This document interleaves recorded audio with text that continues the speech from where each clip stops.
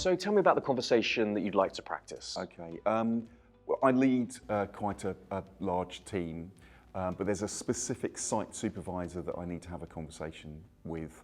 We are always operationally under pressure to deliver to schedules, and we need to take paramount care on safety.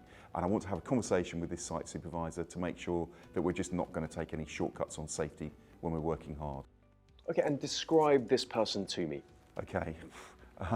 They have been in the organisation for a long time, been in the industry for 20 plus years, very confident, too confident in my opinion, very proud of their record of delivering things on time, very self-assured, been around the block,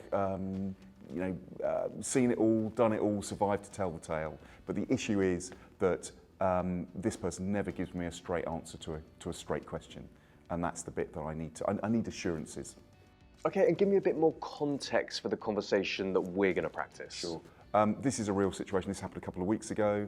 There was a delay on parts kits being delivered in good time to the site to meet the build and repower schedule. And this has a knock-on effect, which all the teams and the site supervisors know. It means that we're going to have to work, quite hard to get back onto schedule.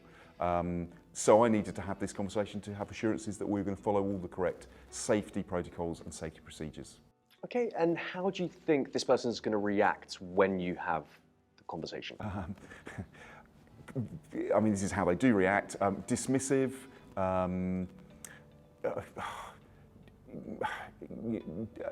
dominating the conversation, taking the conversation off beam, pretending to be quite offended, that sort of thing.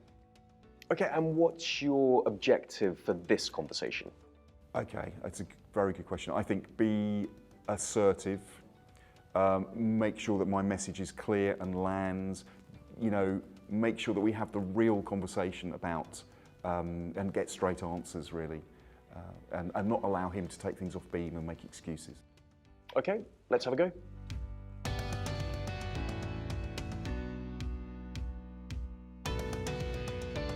So you wanted to have a word?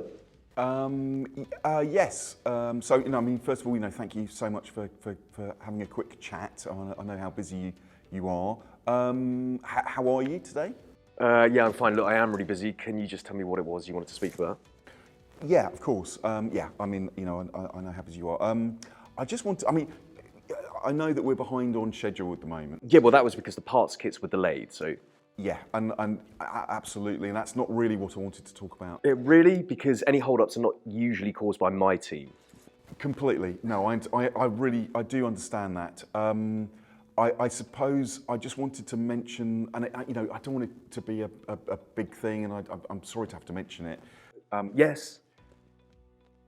Because we're working so hard, I just want to make sure that we adhere to safety protocols. Are you joking? Are you really going to sit there and talk to me about safety protocols when this is clearly a question of parts kits not being delivered, which is your responsibility? This is utterly outrageous. How dare you speak to me about parts kits and safety protocols when really this is down to you and your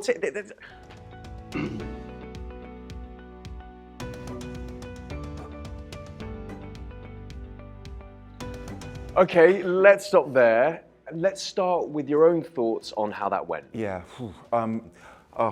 I think, from my point of view, it started off well, but very quickly, I sort of lost a bit of control of the conversation. I think, he started to interrupt me and take the conversation off in a different direction, which is exactly what happened.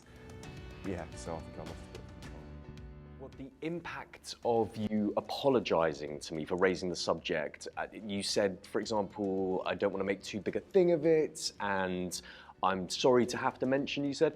The impact of that on me was that I felt that you weren't sure if you were in the right and you were open to challenge, which meant that I felt that I had every right to jump in and argue this point because you weren't terribly sure of what you were saying. So that's, I think, why it got so heated so quickly.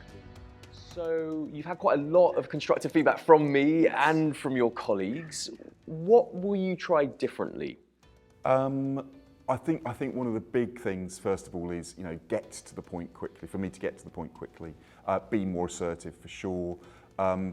there's something about not apologising for myself. I didn't realise I did that quite so much, actually.